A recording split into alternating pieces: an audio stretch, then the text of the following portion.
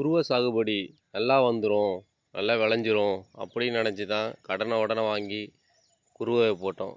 ஆனால் இங்கே என்ன ஆச்சுன்னா, மருந்து அந்த மருந்து இந்த மருந்து ஏகப்பட்ட மருந்து விற்கிறாங்க. இந்த பூச்சிக்கு அந்த மருந்து அடித்தா நல்லாயிருக்கும், இந்த பூச்சிக்கு அந்த மருந்து அடித்தா நல்லாயிருக்கும்னு நாங்களும் அடிக்கிறோம் தான்.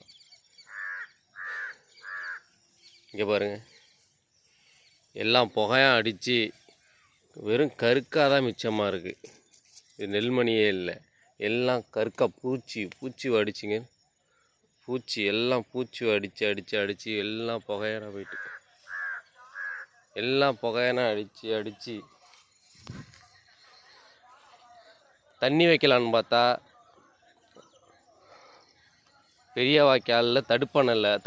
அந்த வாய்க்கால் சுத்தம் பண்ணுறன்ட்டு தடுப்பானையும் உடச்சி விட்டாங்க. எங்கே பார்த்தாலும் புகையாக அடித்து தண்ணி இல்லாமல்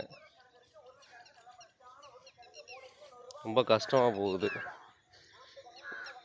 எல்லாம் இப்போ தண்ணி இல்லாமல் இன்னொன்று என்னாச்சுன்னா, ஃபுல்லாக வெள்ளை கதிர், கருப்பு வெள்ளையாக கதிர் இருக்குன்னு எல்லாம் கருக்கா அப்படியே பிடுங்கினாலே வருது. வேஸ்ட்டாக போச்சு, ஒன்றுமே இல்லாமல். எல்லாம் ஏகப்பட்ட வெள்ளை இது கருக்கா பிடுங்கினாலே வருது, எல்லாம் வெள்ளை கருக்கா. இதுக்கு என்ன பண்ணுறதுன்னே தெரியல. எல்லாம் வெள்ளை கருக்கா, எல்லாம் குருத்து பூச்சி அடிச்சிடுச்சு.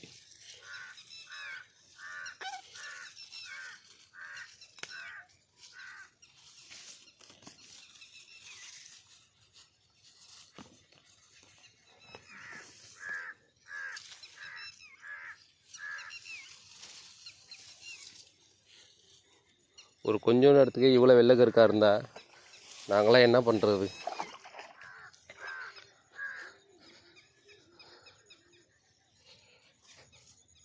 இங்கே பாருங்கள், இது பக்கத்து வயல், இதுவும் ஃபுல்லாக புகையை அடித்து போச்சு.